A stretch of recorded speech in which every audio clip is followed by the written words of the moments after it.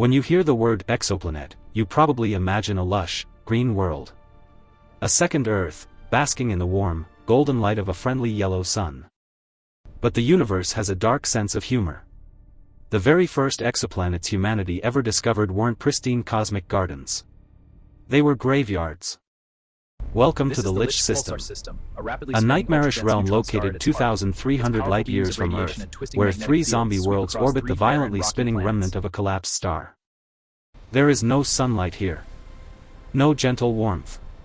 Only eternal darkness, shattered by rhythmic, blinding sweeps of lethal gamma radiation. It is the ultimate cosmic doom. To understand how these undead planets could possibly exist, we have to travel back to 1992, to a massive radio dish nestled in the lush jungles of Puerto Rico. The Arecibo Observatory. Astronomers Alexander Wolszczan and Dale Frail were listening to the cosmic static, studying a strange celestial object known as PSR B1257+12. This object was a millisecond pulsar, an ultra-dense remnant of a massive stellar burst. It was spinning at an absolutely mind-bending rate of 161 times per second. Every 6.22 milliseconds, its magnetic poles swept a beam of radio waves across Earth. Tick. Tick. Tick. It was the most accurate clock in the entire universe. But as they measured the pulses, they noticed a ghost in the static. The rhythm was stuttering. Slightly delayed, then slightly early. Something was tugging on it. According to the laws of physics, only the gravitational pull of orbiting massive bodies could cause this wobble. But a pulsar is born from a catastrophic stellar burst. A supernova is so powerful it outshines entire galaxies. Any planets orbiting the original star should have been instantly vaporized, reduced to drifting cosmic dust. Yet, the data was undeniable. 2 massive objects, and later a tiny third one, were firmly caught in the dead star's gravitational grip. They had survived, somehow. Named Poltergeist and Phobetor, these were super-Earths, bathing in lethal radiation. And then there was Draugr, a tiny rocky ghost, barely the mass of our moon. These were the first exoplanets ever confirmed by humanity. Not orbiting a living star, but dancing around a cosmic tombstone. A discovery that completely shattered our models. But what exactly is a pulsar? And how can a star, completely devoid of nuclear fuel, hold the power to enslave 3 planets in eternal darkness? To understand the Lich system, we must first strip away the mystery of its master. A pulsar is simply a highly magnetized, rapidly rotating neutron star. Their story begins with giants. Massive stars, at least 8 to 20 times more massive than our Sun, burning fiercely for millions of years. When their nuclear fuel finally runs out, the delicate balance is broken. Gravity takes over, and the star's immense core undergoes a rapid inward compression. The pressure is so unimaginable that atoms are fundamentally shattered. Electrons are forcefully merged with protons, creating a hyperdense sphere composed entirely of neutrons. This ultimate quantum resistance triggers a massive cosmic rebound, a supernova, casting the outer layers of the dead star across the galaxy in a brilliant display. When the glowing stardust finally clears, what remains is the collapsed core. A neutron star. One of the most extreme objects permitted by the laws of physics. To grasp its absurdity, imagine taking the entire mass of our Sun, a fiery giant that could fit 1 million Earths inside it, and squeezing it down. Squeezing it into a perfectly smooth, incredibly dense sphere just 20 kilometers across. That is roughly the size of a single city like Manhattan or London. Because of this insane density, if you were to scoop up just 1 single teaspoon of neutron star material, you would immediately regret it. Because that tiny spoonful would weigh over 1 billion tons on Earth. That is the equivalent of holding the entire Mount Everest in the palm of your hand. Deep inside the crust, gravity is so extreme that matter forms bizarre, ultra-dense quantum structures. Astrophysicists playfully call this nuclear pasta. Squeezed into quantum shapes resembling gnocchi, spaghetti, and lasagna, this pasta is 10 billion times stronger than steel, making it the strongest material in the universe. As the massive stellar core collapsed, it retained its original rotational energy. Like an ice skater pulling their arms in, the tiny star spun faster and faster.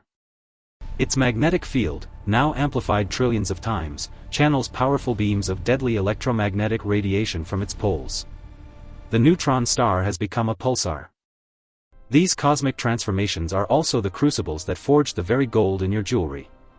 But if a supernova destroys everything, how are 3 planets orbiting this dead star? The secret to these surviving worlds lies not in their composition, but in their orbital choreography. Let us zoom out to the macro scale of the Lich graveyard. Here, trapped in the lethal embrace of the dead star, we find the 2 largest planets of the system, Poltergeist and Phobetor. According to precise observations from the NASA Exoplanet Archive, these are super-Earths. They weigh 4.3 and 3.9 times the mass of our home planet. But these are not peaceful orbits. The dead star constantly blasts them with a pulsar wind, a relentless hurricane of highly charged particles and gamma radiation. Any atmosphere or oceans they might have once possessed were swept away long ago. Now, the radiation directly scorches their naked, cracked crusts. If you stood on the surface, you wouldn't feel a physical breeze. Instead, your very molecular structure would gracefully dissolve into cosmic stardust in mere microseconds. Being this close to a violently spinning, ultra-dense stellar remnant, you might expect their orbits to be chaotic, eventually drawing them into a fatal collision. But instead, they are locked in a perfectly synchronized gravitational dance. For every 3 orbits Poltergeist completes, Phobetor completes exactly 2. This is called a 3:2 mean motion resonance. It is the exact same mathematical perfection that keeps Neptune and Pluto stable in our own solar system. Because of this gravity lock, the 2 zombie worlds never get close enough to disrupt each other. They are forever held in a haunting, cosmic waltz. From their scorched surfaces, the sky is a permanent pitch-black canvas, illuminated only by eternal, sweeping curtains of violent, highly energetic auroras. This constant bombardment of particles creates a glowing halo around the entire planetary system, a ghostly structure known as a pulsar wind nebula. Yet, the sheer size of Poltergeist and Phobetor presents a massive scientific contradiction. Remember, a supernova burst destroys everything in its immediate vicinity. These super-Earths are simply too big to be the surviving, stripped-down cores of ancient gas giants. They could not have possibly survived the initial blast. And if they didn't survive the death of the star, it means these massive worlds must have been born after the star died. But how? And what about the tiny ghost, Draugr? While the twin super-Earths are massive and imposing, the true anomaly of this cosmic graveyard is the third world. A tiny, faint shadow known as Draugr. Hovering precariously close to the dead star, Draugr holds a fascinating record. It is the least massive exoplanet ever discovered by humanity. According to precise astronomical data, its mass is barely 0.02 times that of Earth. A tiny pebble lost in a violent cosmic storm. To put that into perspective, Draugr is essentially the exact same weight as our own moon. Yet, it orbits in an environment where it absolutely should not exist.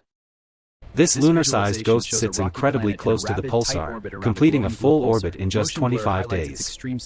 It is deeply submerged in the dead star's radiation zone. At this terrifying proximity, scientists speculate that Draugr is subjected to a constant, stripping bombardment. Normal rocks would have been vaporized eons ago.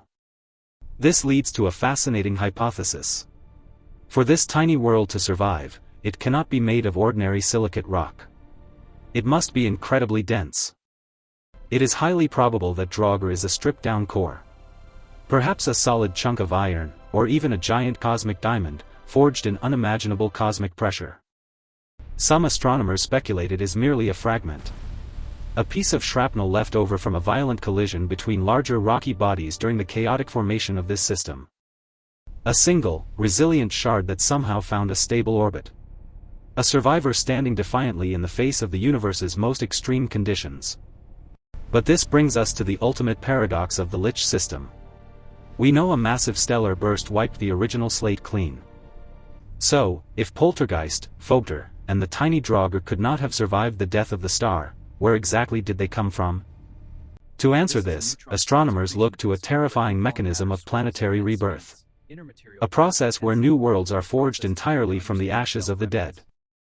Welcome to the theory of second-generation planets. A mesmerizing and violent cosmic recycling program, driven by gravity and time. Let us rewind the clock completely. 100,000 years after the supernova burst, the cosmic dust begins to settle. The graveyard is ready to build its zombies. We left off 100,000 years after the massive stellar burst. The brilliant cosmic fireworks have faded, leaving behind an expanding cloud of heavy elements. But not all of this stellar material escapes into deep space. The intense gravity of the newly born pulsar begins to gently pull a fraction of this dust back.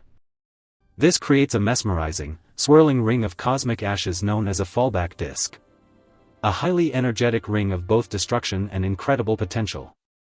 According to a leading scientific hypothesis, this fallback disk behaves exactly like the protoplanetary disks that form ordinary planetary systems, like our own solar system. Inside this dense, hot ring, heavy elements forged in the star's final moments, like iron, nickel, and carbon, begin to interact, slowly cooling and gracefully sticking together. Over countless millennia, these tiny specks of dust grow into pebbles. The pebbles gently merge into boulders, and the boulders combine to form massive planetesimals. This is a dynamic, highly energetic cosmic construction site. A dark, intense mirror to the peaceful birth of ordinary, sunlit planets. Eventually, out of the pulsar's glowing remnants, massive solid bodies begin to emerge from the darkness. The zombie worlds finally take their true shape. Poltergeist and Phobetor, being the largest, likely formed in the denser, outer regions of this disk, sweeping up massive amounts of metallic material as they orbited. While the tiny Draugr formed perilously close to the pulsar, heavily bombarded and eroded by the star's fierce radiation immediately after its fragile birth. Astronomers formally classify these bizarre objects as second-generation planets. They are not lucky survivors of the original star system. They are entirely newly forged worlds. It is a breathtaking and humbling thought. These planets are literally constructed from the recycled remnants of their parent star's glorious cosmic end. As the last of the dust disk finally dissipated into the void, these newly forged worlds settled perfectly into their mathematically precise, resonant orbits. And there they remain today. Trapped in eternal darkness, constantly bathed in the rhythmic, sweeping flashes of the dead Lich pulsar. We now understand how they formed. But what would it actually feel like to stand on their highly radioactive surfaces? Let us descend into the nightmare. We have descended onto the dark surface of Draugr. A tiny, desolate world locked in an eternal cosmic nightmare. There is no sunrise here. No gentle morning light. Instead, the sky is dominated by the terrifying majesty of the pulsar. A spinning, dead star, infinitely more energetic than our sun, but emitting almost no visible light. If you could somehow stand here, your human eyes wouldn't see blue skies. You would witness sweeping, violent curtains of gamma-ray auroras painting the eternal darkness. These glowing phantoms are caused by the pulsar's magnetic field, which is over 1 trillion times stronger than Earth's, relentlessly slamming high-energy particles into the planetary crust. It is a staggering thought experiment. Because of this relentless bombardment, the very ground beneath your feet would likely glow with a faint, eerie, radioactive luminescence. Our brave explorer would need a helmet made of extremely thick, solid lead just to glance upwards without their biological vision being completely overwhelmed by cosmic light. But perhaps the strangest physical sensation here would be the gravity. Remember, Draugr possesses only 2% of Earth's mass. The gravitational pull is incredibly weak. It is identical to walking on Earth's moon. If you weigh 150 pounds on Earth, you would weigh barely 25 pounds here. It presents a beautiful but completely hostile paradox. A delicate, slow-motion ballet occurring on a world that is constantly being stripped down to its atomic core. And the soundtrack to this cosmic ballet? Absolute, terrifying silence. Draugr has no atmosphere whatsoever. It is a perfect, flawless vacuum. Even the massive, highly energetic impacts of the pulsar winds slamming into the rocky surface make absolutely zero noise. Sound waves simply cannot travel without air. You could stand right next to the most energetic event in the local cosmos, a storm of radiation carving into solid stone, and you would hear absolutely nothing. Nothing but the sound of your own breath, and the steady, lonely rhythm of your own heartbeat echoing inside your pressurized suit. It is the ultimate sterile environment.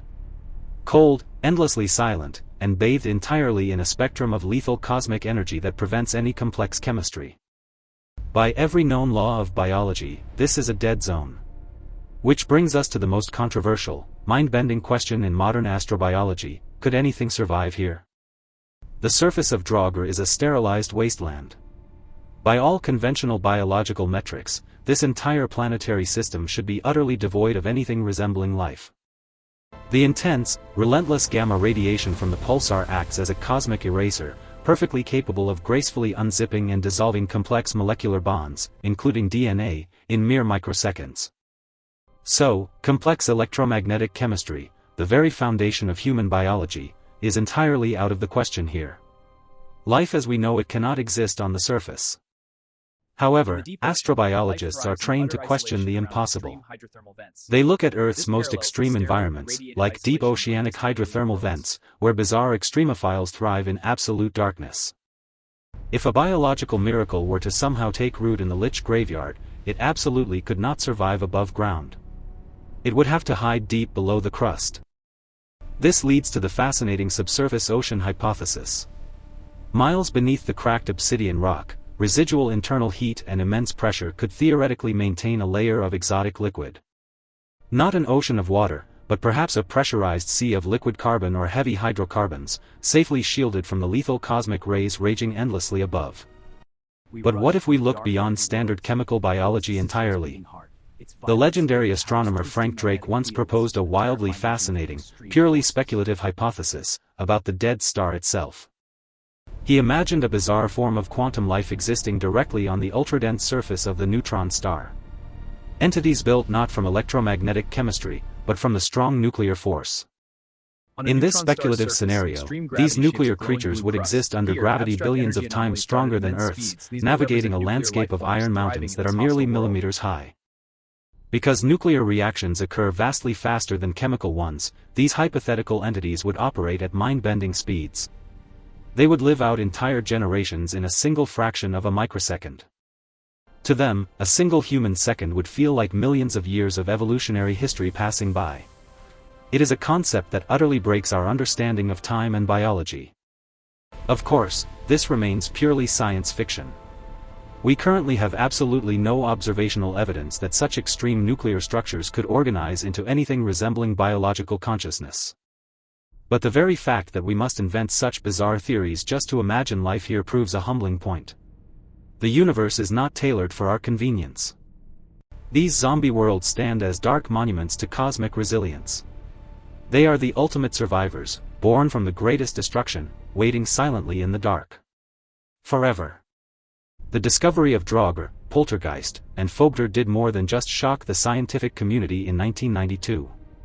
It fundamentally permanently altered our understanding of planetary formation. Today, astronomers have confirmed the existence of over 5,000 exoplanets scattered across the Milky Way. Yet, planets orbiting pulsars remain incredibly, almost impossibly rare. Finding this graveyard was a cosmic fluke. A 1 in a billion mathematical anomaly that forced humanity to completely rewrite its textbooks on how and where worlds can be born. But more importantly, the Lich system serves as a stark, chilling mirror. It reminds us of how exceptionally lucky we are to exist exactly where we do. We orbit a quiet, incredibly stable yellow dwarf star. Our home is a delicate oasis of warmth and liquid water, safely enveloped by a protective magnetic shield. We are comfortably sheltered from the violent, unforgiving cosmic storms, the crushing gravities, and the lethal radiation belts that dominate the vast majority of the universe. Because out there, in the deep, cold dark, the universe is not a peaceful garden. It is an engine of extreme physics and relentless destruction. Worlds like Draugr endure an existence that borders on the impossible. They are monuments to resilience, forged directly from the ashes of death, and bathed in invisible fire. Yet, their existence proves that the cosmos is endlessly, terrifyingly creative. Matter will find a way to organize itself, even in the most extreme environments imaginable. As we continue to build more powerful instruments and peer deeper into the dark, one can only wonder, what other profound impossibilities are waiting to be discovered? The Lich graveyard is just one tiny, silent whisper in a galaxy of hundreds of billions of stars. The true extent of cosmic weirdness is still entirely unknown.